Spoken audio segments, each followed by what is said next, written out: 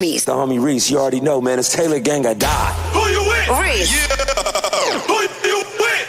Who you with? Hey, let's go ahead and crank this thing all the way up. Tuesday, kicking the week off the right way. Got to hit that hype bell. Got some very special guests in here. They purpled out. Yes. Lip gloss shirts, pens. They got tools over here. We're going to find out what these tools are because you just started just pulling stuff out the bag. All right. Met these wonderful young ladies at Clippers and Cops event. Of course, if you're not familiar with Clippers and Cops, appreciate you guys that do. Those that don't, make sure that you check out the next event. It's where we bring local armed and police forces down to the barbershops in different cities, different towns all across America. And we recently just did a Zoom in the UK. So that was awesome too. So these young ladies were there and they were making some great points about mental health awareness and wellness while we were down there doing it. So now we had to bring them up here so they could talk about it with us and share some of these strategies with you guys. Let's go ahead and hit the bell and welcome Tanisha and Emily to the show. What's up, ladies? Hello. Thanks for having us. Oh yeah, it's my pleasure. It's my pleasure. I came in here smelling good, all bright and shiny and stuff. So let's go ahead and kick this thing off. First, I want to talk about these tools. Focus Minds is your company. Yes. Focus Right. Minds EDU. And you guys help educate people and help people get to the promised land of mental health, right? Correct. Help people get through their day a better way. Correct. Yes. Right. And help yourself too, because I want to know what's going on this table. You done pulled out snakes and stuff. And Uno cards and everything. Uno cards. These would be considered our sensory tools. Okay. For self-regulation. So this is my first time in a situation like this. So sometimes we get nervous when we're speaking in front of new people. So these tools allow me to stay calm. Okay. Even though I might be on the inside a little on 10, this will bring me down to 2. So these are just tactile resources that can be used to calm yourself when you want to just relax a little bit in a stressful situation. Cool. I can see how that can help a child that may be first day of school or first day of college or first job interview or something like that. You may have something that may be in your pocket or in your hand that nobody can see. Yeah, it's one of the things that we tell educators to, allow the kids to have their fidgets on the table. It's something that can, in the midst of that lesson, you see a child maybe getting a little, antsy, pass them that fidget or have a box or a corner available for them so they can use these tools to calm themselves and self-regulate. That's the idea. So instead of taking these things away, you don't want to have cell phones, especially with smaller kids too, just finding some things that they can actually play with and tools they can use. Correct. Is essential. And change their mindset because they're tools, not toys. Okay. Right. Right. So most of the times teachers have been taught that the kids come with their bag of toys, their stuff. They want to just show off to other students for show and tell. But in actuality, if there's a situation where a student has been diagnosed with a condition and this is a prevention or intervention tool that they can use, that's just simply a conversation that needs to be had with that teacher and that parent to let them know, hey, Tanisha's going to have her marble ball today. Just make sure she doesn't drop her marbles, but she needs that to calm herself, and she knows when to use it and how to use it. Right. So it also starts at home with the parents as well. I get that. Will this be equivalent to like a fidget spinner? Or? Absolutely. Yes. Okay. Absolutely. Yes. That's where it started, right? With the little fidget spinners. Yeah, so that's exactly what it is. But they were initially marketed kind of as toys, and parents looked at them like they were just toys. But ultimately, kids begin to find out, oh, this really helps me. I'm sitting here spinning this. It's taking my mind off of things that are going on in my environment. Okay. All right. With that, now some parent may be looking on the outside, looking in, and say, hey, okay, that's taking their mind away from what the teacher is trying to say. How do you explain that? But it really doesn't. It's just like with kids who doodle, right? That was you. Okay, yeah. So it's not that you're not paying attention. You're actually getting the information, but this is helping you to retain that and to absorb that information. Because a lot of times, if you weren't doodling, your mind would just be wandering to all other places, but now you've concentrated those thoughts onto paper. Right. So that's one of the things we talk about, just about literacy, using literacy to build skills and heal. That's what we advocate for, and so that is perfect. You were doing exactly what you were supposed to do. That we see, Miss Johnson, I told you, I was paying attention. See? Miss Johnson. Yeah. All right. How did you guys jump into this business together? Like, how did y'all meet and then become a business with knew you had something going?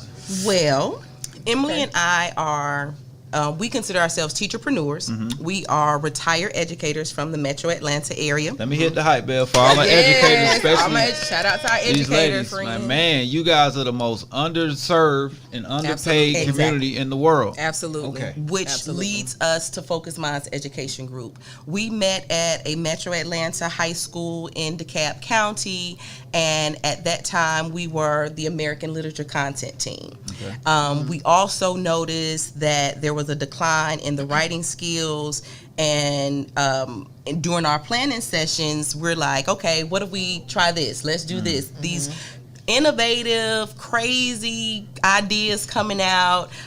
Everyone saying that's not going to work. Well, the two of us said, okay, we'll see. Try it anyway. We'll try it anyway. We'll do it So that's anyway. when we said, okay, we're doing a lunch and learn. Nothing new, but it was something new at that particular school at that time that the Right. kids had never experienced it. And we also decided to just simply start sharing. This is what we're doing. This is why we're doing it. This is how it's going to help you. Writing is something that you'll use for the rest of your life. Absolutely. It's time to improve those skills. And so from that, it worked. Yeah. So our plan worked, and those scores increased double digits in that 1 year. And then from there, other people started to ask, well, can you show our department? So it moved from the English department, which no bias, but English is the most important. Definitely number one. A little bias. Boom, No hit the problem. button. I like my mom, the English teacher.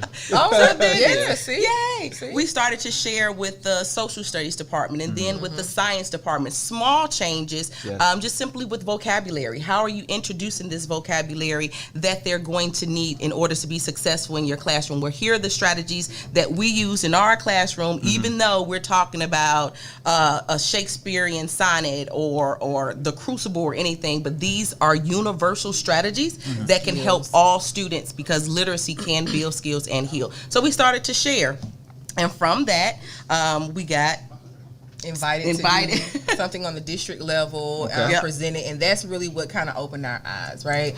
We were thinking, we knew we wanted to do something. We knew our impact was great, but then at the same time, we knew other educators needed this information as well. And to be perfectly honest, as far as the mental health piece, we kind of dove into that because we had a student who had a mental health crisis.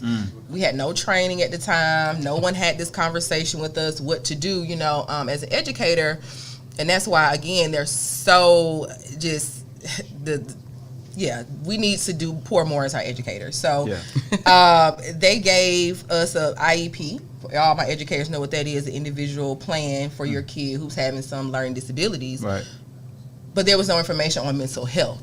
So we ran into a kid who actually had a psychosis situation. Right. The parent, because I build relationships with my parents, student was gone for about a week. I called the parent, asked what's going on, come to find out, this student had to be hospitalized. They came home and he put up black trash bags all over their windows and said a teacher was looking at him through the window. Yeah. Well, we didn't know anything about that, but the parent thankfully shared that with me, and the student came back to school. I didn't know what to do. So then I had to kind of tap in, learning some more, reading some more on this information, and just learning how to help him, and just because he's back in his general ed classroom. These kids don't know what's going on. Right. They just And see this kid and they're marking him as weird, but he's not weird. He's Having mentally, a mental, he's it's having- just like he's a having a mental person issue. walking with a limp because they have a torn ACL. It's something wrong. It's something Right. wrong. So instead of focusing on what's wrong with him, we focus on what's strong. Yes. That's our Okay. I like that. Let me our hit motto. the hype bell. That's a t-shirt. Keep going. Right. So we look at the assets. We know that he's mentally not here right Correct. now. So we would give him sheets of paper that he said it was somebody else in the room with him. Go ahead and you get 2 sheets of paper for you and your friend, and we'll work this out together. But we didn't want to make him feel like he wasn't a part of ostracize the him. class. Correct. Right. We don't want to do that. And so that's something that teachers needed more information about, how to kind of put these interventions in place. What do you do when you don't have all the information, but still be able to help all kids in your classroom? There we go. I like That was this. the idea. You guys are diving into seeing you focus on the need, and then that need splinters out. And then you Absolutely. attack the next need coming from it. And because you were in it, you definitely understand it. Absolutely. And when you say in it, we were actually in it. Emily is sharing her personal experience with the classroom, but for myself, in 2016, I experienced a traumatic experience losing my grandmother, where I was 38 years old. Thank you. I was 38 years old, working full time as an educator. At that time, I was an instructional coach, but the 8-year-old in me wanted my grandmother. I understand. And I could not get past the 8-year-old in me. So everything started to change. And I was in a really, really dark space, and there was no support from me, even though I was that teacher support. If a student needed something, if a teacher needed something, if admin needed something, I was the person that was supplying that. But at the same time, I wasn't getting what I needed in order to fulfill myself. Right. So it went into a very, very dark space. It took my friend here suggesting to me that perhaps you need to talk to a professional. Because things are changing, and it changed very, very rapidly. And because of that, knowing nothing existed for me in this space, and I know other teachers were going through the same experiences before or after me, what can I do to support them? Yeah. And that's why we created Focus Minds Education Group, to make sure that we are sharing mental health awareness and equitable instruction, because teaching is the main thing. We want to keep the main thing. Right. But in order to do that, you need to make sure that that you're full, that you're focused on yourself in order to be better for the kids that you're serving. Makes plenty of sense, because it's like, who do you have a therapist, but who counsels a therapist? You guys are taking in all of these kids' issues, the parents' issues, and then the educational challenges that you're gonna have, right? And then so you're like, okay, let's provide a resource for the teachers and the students. Exactly. And me being on the outside, because I actually left that year. So I left and transitioned to another school, and I'm talking to my friend every morning before school, and I'm just like, something ain't right. Like, it's off. So we would talk and have these talks in the morning, but then it made me think, you know, we have each other, but what if there are other teachers in the building who don't have that support, who are showing up with a smile on their face, but deep down there are some issues, and they don't have anybody they can reach out and talk to in that building. So it just really made us say, you know, we enjoy this work, we care about people, and we knew that this was bigger than just me and her doing this together. Other teachers may need this same support too. So we decided to continue on. 2019, September 6th, I will not forget it. Okay. That's the date. I walked away. September 6th, 2019, I decided I want to do this, like, Focus Minds full time. Full time. And it was a hard decision, but that year, at the last school, it was too much for me. One of my students out of 12, 13 years of teaching got killed. And I said at that point, it was a lot on me. Yeah. It took a lot out of me. I felt myself like I was very attached to kids. We were auntie at school. We auntie.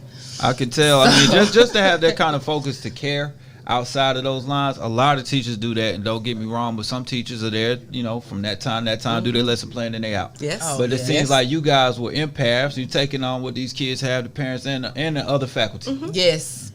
And I had gotten so close with this mother.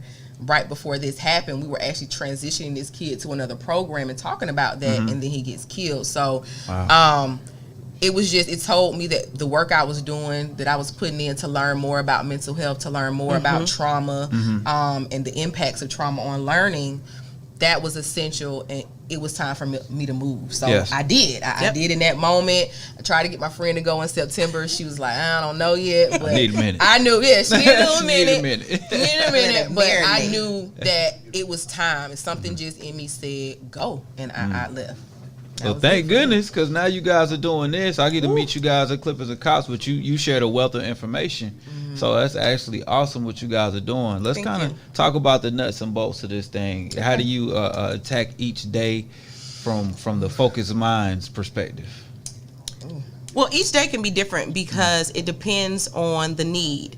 Like you said, it's spread, the spokes are there, that we've created a system that not only supports educators, but also supports the students, the admin, the parents, other community stakeholders, nonprofit organizations, the hospitality community, law enforcement, first responders, because the power of self-awareness is real. And like I said, if we're able to focus your mind and focus on yourself, making sure you have everything, all the tools that you need to be resilient, regardless of what the situation is. We all go through some stressors and struggles. That's right. So how do you bounce back? What are those tools and strategies? What's that direct communication to tell someone, hey, I don't have space for that today, or I'm not quite sure if I understand you. Can we revisit this conversation? So it's just simply a day-to-day. It depends on who that client is.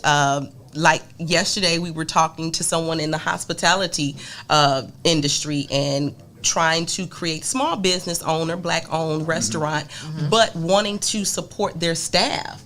And so we came up with happy hour, highlighting awareness, prevention, and interventions for mental health, but specifically for this restaurant. And I'm like, okay. And then when this person said, she said, I'm gonna have another manager to call you because I think their staff would love to go through this too. So that's the conversations that we've been having for the past 2 weeks. Right. Now you're in the restaurant business. Now we're in the restaurant business. But it's a need. It's a need on almost every level when you deal with people that deal with people. There's going to be a need. Yes, right. Yes. And I was thinking about that the other day, unfortunately, with a tragedy that just unfolded at the subway, right?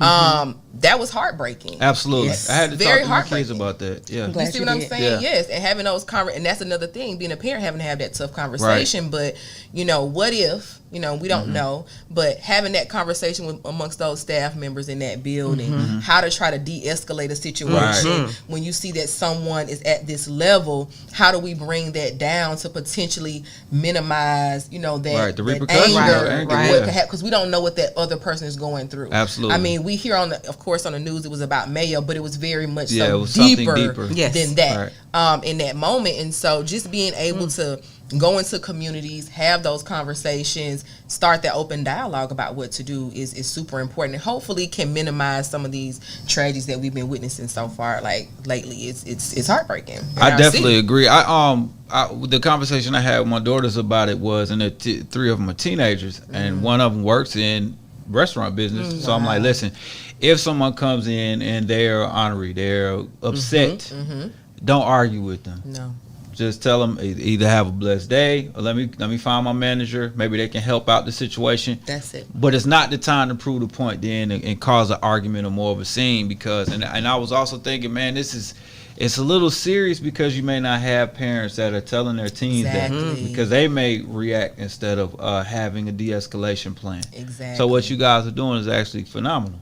Thank you so much. Sharing that information. Thank you so much. Yeah. Yes, it's super important. I like hearing you say the fact that you gave her pointers to notice, and that's the thing. It's not like we are clinicians. We cannot diagnose anyone with anything. Right. Correct. But I'm skilled to notice if there's some dysregulation going on with you, and now I know how to approach this situation because of our research, because of our training, because of the mental health first aid and the youth mental health first aid and other organizations like that actually teach you how to recognize this and then what to do. Because like you said, find the manager. Right. I'm going to sit with you and be here with you, human to human, but I'm not skilled to support your next steps, but let's make sure you do get that. Same thing as an EMT, correct. We're going to come and we will complete an overview of, hey, here's some suggestions.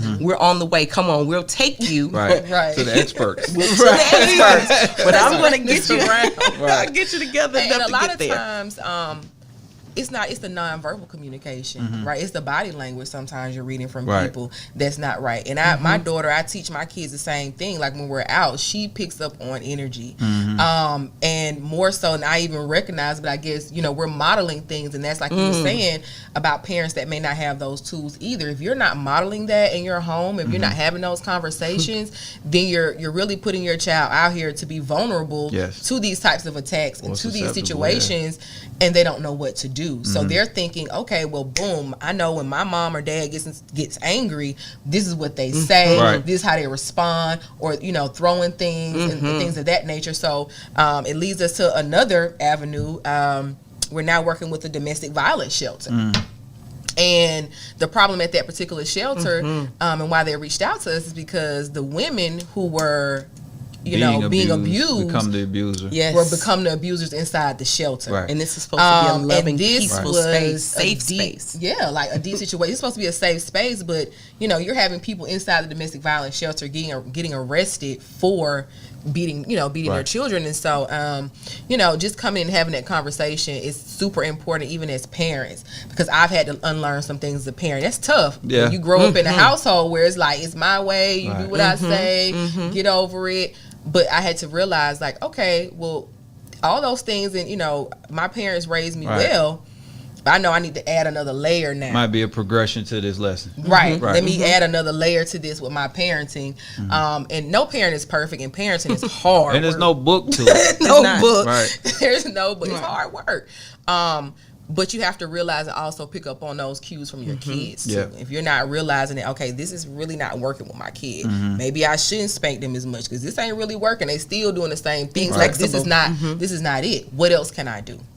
Absolutely. Now, I appreciate you guys bringing that to the table. It sounds a lot like communication and paying attention. Yes. Right. And then what is going to be the reaction or your response to paying attention. Right. And those are skills. Those are skills that can be taught if there's a willing participant. If you're wanting to change your mindset, to change your behavioral outcomes, it's possible. Yes.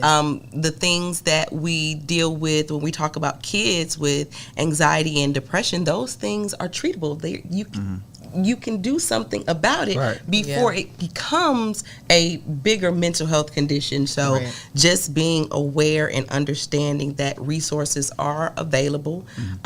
Sometimes in our community, it is tabooed. We don't talk about mental health or the need. It's just, you'll get over it, cry it out. But sometimes that's not enough. But I appreciate what you guys are bringing and being vocal about it, because we can change that narrative with these conversations. Absolutely. Yes, Absolutely. yes, that's our goal. That's it. And like you said, I really appreciate you said I haven't been in this situation a lot, so I may be a little nervous. So I bought my tools, right? Now, prior to a lot of these conversations, someone would say, "Oh, that's a weak trait," but really, that's being strong to be able to admit what's going on, finding the tool, fixing it, and still being able, because nobody can tell you nervous. Like, you doing your thing right now. You know what I mean? So you really getting to it. So I just appreciate that and changing the conversation through action. So I want to talk about these tools that you have in front of you. So some of these things I might be able to use too. Let's talk about it. So first, so you'll find these at your local Dollar Tree. Or Five Below, but they're just seriously tactile. Some things you need to touch and feel. So this one is just simply a mesh container that has been sewn on the ends, and it has one marble in it. And I'm just pushing it from one side to the other side as much as I need to, and then when I feel myself, I'm calm, I can put that one down. Now this one is our stretchy slapping people with it and everything. Right. Popping That little folks thing with it. that So that's what she's like, stop hitting me, because That's why I don't need I that. can't do this here, but I'll sit here and just twirl it and just touch it and squeeze it in. But this works best when we're on Zoom, so they can't see it underneath. But I am literally stretching. Right. But it's giving you something to do to still pay attention. Yes. Correct. I get what you're saying. Yes. It gives you something. This is a communication tool. This is just a card that is identifying how I'm feeling, and it's just using emojis. Sometimes what we notice in our line of work with our students in our classroom is that they lack the language, the vocabulary to share, and we know that visual literacy works. So right now with social emotional learning, using emojis to share your feelings is something that you can make a daily connection with if each student has the card or whatever. And on the other side, it says what I need. I need a fidget. I need a headset. I need quiet time. I need a snack. I need to move. Wow. These are all regulation tools, but it's self-regulated because I get to say what I need in regards or my teacher telling me, sit down, put that away. No, I can communicate with you, and it's just simply having this card to share it. Where do you find? I need one of those. I got a 5-year-old. She don't like talking all the time. Okay. She doesn't. So sometimes she may be in a mood, and I can't identify the mood, and she can't verbalize it or doesn't want to. So maybe I can give her the card, and she can say, Daddy, I need this, and I feel like this. Yes, I like absolutely. that. And then you'll flip it over. I'm feeling. Flip it over. I need. And this isn't exhaustive list, you know, but these are immediate Start things that that conversation. Started, yeah. Especially for a Correct 5-year-old. that. I appreciate that. sure. Now look at me, learning as a parent, Right. growing. Growth. that's the goal. That is And see, the ultimate Tanisha goal. likes fidgets, right? But my self-regulation tool is music. Okay. I love, if I'm feeling in a funky mood, whatever mood it is, to be perfectly honest, I'm gonna turn on my favorite song. I'm gonna put something on that makes me feel good, that brings me back to a happier place. Okay. And so even though I can't, physically, I guess, listen to it, but I hear stuff in my, that beat or whatever in your mind that keeps me kind of regulated, releasing that feel good. Now you Yeah, can't be releasing that listening to feel trap good. music when you're trying to be calm now. But I do. I'm just kidding. Look, We all but I have our do. go-to. Yeah, Right. we all have our go-to. Put a little Future in. You never know. There we You go. might change the mood a little bit. And it's scientifically proven. So the tools It that is. we are sharing are research-based, evidence-based, and it's just us sharing our voice in this conversation, because I was 17 years into education before I ever heard anything about mental health. Correct. I took those education Correct. classes with the theorists and every Maslow's and learning about everything about that now, but 20 years later, things have changed, Yes. and it's more relational, and relationships matter, and people matter more, and I have to unlearn and relearn new things to support where we want to see education in the 22nd century. The pandemic has significantly changed how we will forever do school. Yes. And we saw that as an opportunity to share our system. Is Your School an Asset is an interactive mental health awareness tool to provide you with equitable instructional tools to support those students in the future. Because right now it's difficult. We're still learning and trying, but On the go. on the go. But what is that system? What is that plan, protocol that you cannot? It's nothing new. It's just simply changing your mindset and how you're looking at the work that you're doing. Modification to Yes. to Yes. something, Yes. yeah. Because like you said, schools forever change, but the way people interact forever change, and we really care about what other people think Yes, based we on do. so many people being engulfed in social media. Yep, that's the unfortunate part, and that's something.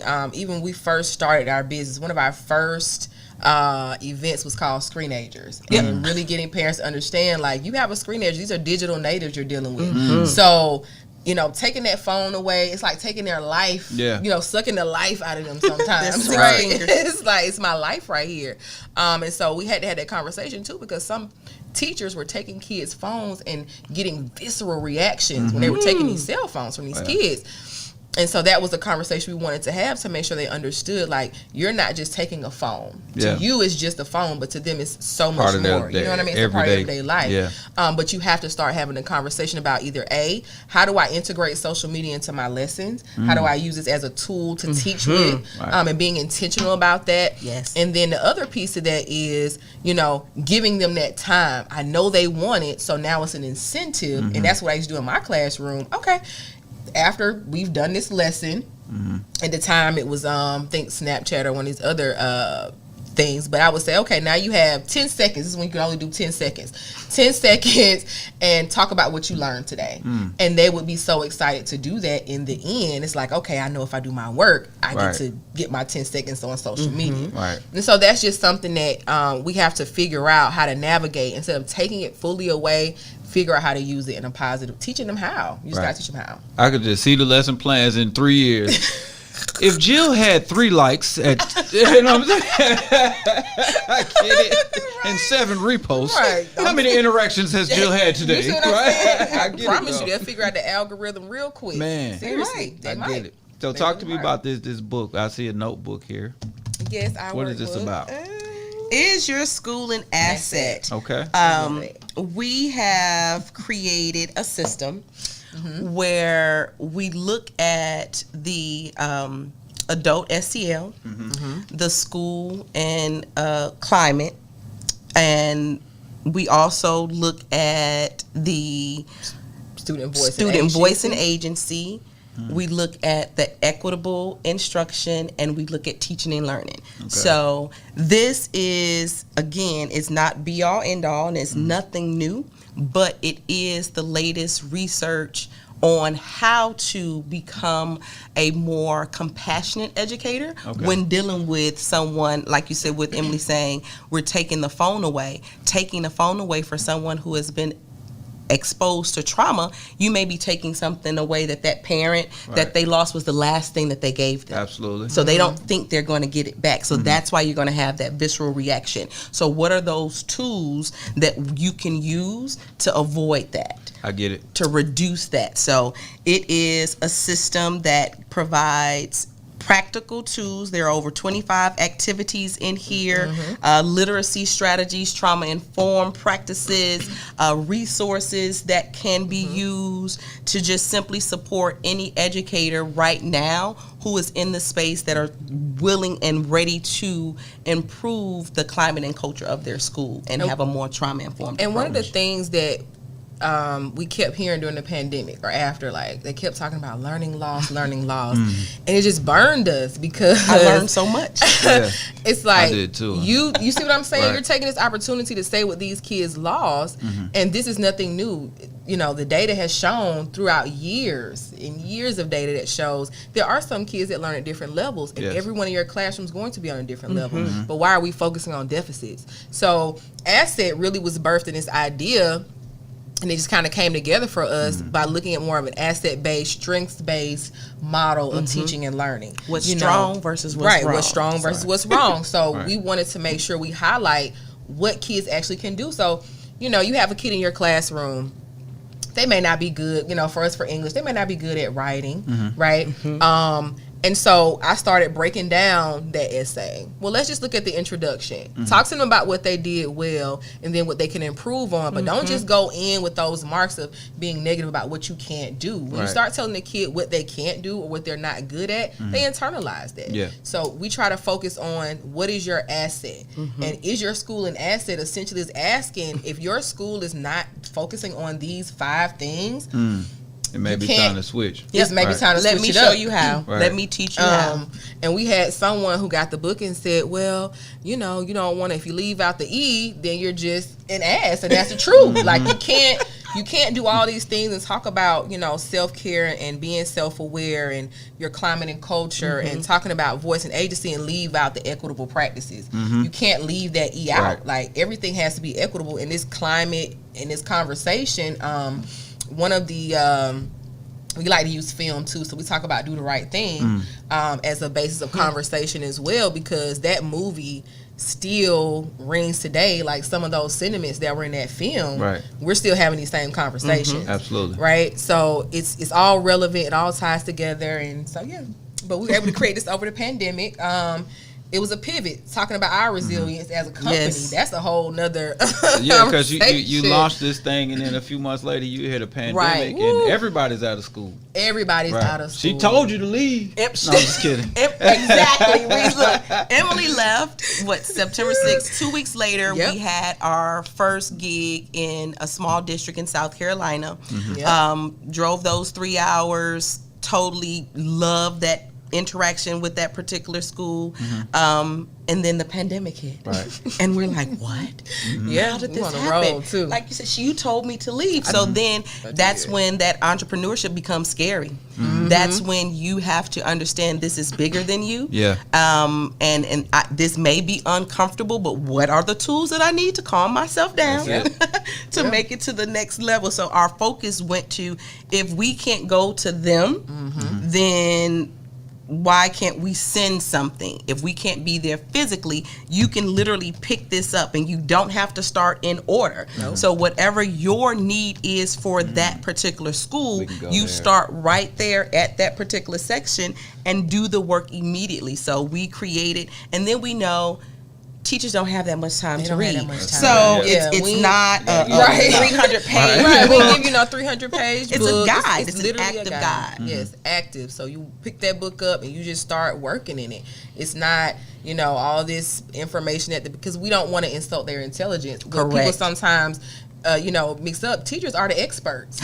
and they want to be the experts. They want to be able to do what it is you have, hired them to do. But sometimes the politics and the other stuff can get in the way, and it kind of dims that light that they have. And we want them to get back to enjoying being teachers. Yes. Because ultimately we still work with kids, because we do miss that sometimes. So we work with nonprofits. We work with Hands on Atlanta here. In Discovery program that I actually was a part of when it first started 30 years ago. I tell my age, but when it first started, my mom is an educator. She was an educator. And so she brought me into that program, and we thought, okay, we needed to give back. So we picked that particular program to give back to, and we worked with them, teaching those kids in that middle school group. So it's just full circle for us. And we know that it's important work. We just want others to value teachers more. They need to know that you value them more. For sure. They're first responders, have been and always will be. It's one question that we ask everyone: who's your favorite teacher? Someone will be able to give you a name. Okay, Reece, who's your favorite teacher? As a child, it was Mr. Sandusky. That was like 5th grade. See? Because he really cared about what I was bringing to the table, as far as I really like science, and he cared about showing me different things in it. And I remember that to this day, so I get what you're saying. It's relational, and that's research has proven the most beneficial, greatest factor in any student's life is one caring adult. That's right. And that could be the teacher. So why not provide this mental health awareness information to the teachers? Not saying that the school districts aren't doing a good job, because they are. People are trained, but it's more of those behavioral support specialists. That school psychologist, the school counselor, the school nurse. The second line of defense, because if Tanisha's unregulated in the classroom, Miss Meeks is going to be the first one to recognize that and be able to share what has gone on in the classroom. It's a check system. Exactly. Balance system. But if the teachers are unaware and they don't know, it's more dangerous if we remain silent and not talk about it. So because of our own lived experiences, we said we can talk about it, and I can support you and help you. It's worked here in Metro Atlanta time and time again in many different schools.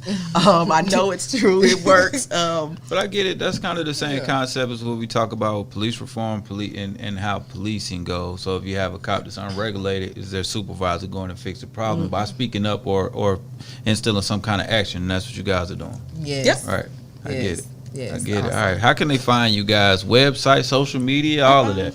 Yeah, we are on Instagram at Focused Minds EDU on all platforms, and www.focusedmindsedugroup.com. That's our website. And so we are, just out booking for the summer. Yes. Again, we're moving into this hospitality happy hour. We really want to, again, just based on recent events and everything, it's solidified that this is a need, to go in and talk to those staff members about de-escalation, regulation, and tapping into their own traumas and really wellness and working resilience with them and working with the public, because we need that. We need to have more conversations like that. Don't just hire these people because you need to fill the spot, but also make sure they're good inside as well, treating them right. So. I like it. All right, let's get into these fast 4 questions. Y'all ready? Okay. First question, based on business, based on what you guys have been talking about. So the first question is a blanket de-escalation tactic. Can you give me one? Just breathe. Breathing, deep breathing, regardless of if people think you are looking funny while you're doing it, you are literally resetting your central nervous system with one simple deep breath. So just breathe. Even if you can't change anything, you can change your breathing right then and there, and it will help you cope with that situation. I do it as a parent. I'll be honest, when I'm having my moment, I'm just going to close my eyes and I'm like, you okay? And I'm just going to breathe real deep, regulate myself, and then respond, because you don't want to respond off that first initial reaction. So yeah, it's a great one. It's also a defense mechanism, because if you breathe and look a little crazy, then they might back up off you. I understand. Oh no. I'm just kidding. That's funny. It's true. So next, with parents with smaller kids, right? And their kids are energetic. Can you give me a tool that maybe to curb the energy into something productive? I'm gonna say turn that time into an.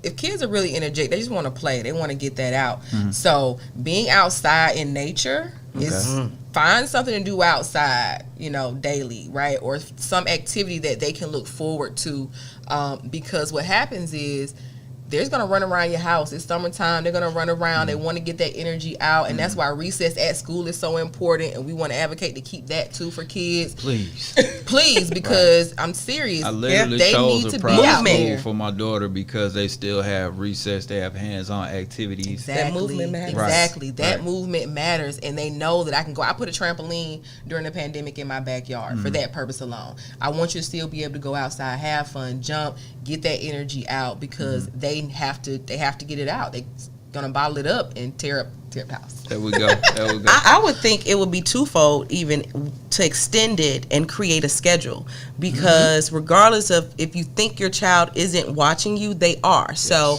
time is something that cannot be replaced. So and also if it's a child that has been trauma informed, having a routine, like Emily said, is something for them to look forward to. So tomorrow at 2 p.m. or Thursday at 2 p.m. we're going to do this. I'm teaching you how to tell time. I'm teaching you how to manage time and be aware of and anticipate, hey, something is coming up that I like to do. Let me make sure I make positive decisions to keep this incentive and routine going on this summer. So yes, I would say have that routine. I like it. All right, for teachers, what is one thing you would tell a new teacher entering a classroom for the first time? I'm gonna say smile, even though they told them don't smile. I was a smiler. I am still smiling as a 2-time They teacher tell of y'all the don't year. smile. Don't smile. Don't go not into the smile. teacher's lounge. Yeah. Don't smile. Don't. They'll think you're quote unquote soft. Don't do this. But I did polar opposite, and again became Results. most popular teacher of the year.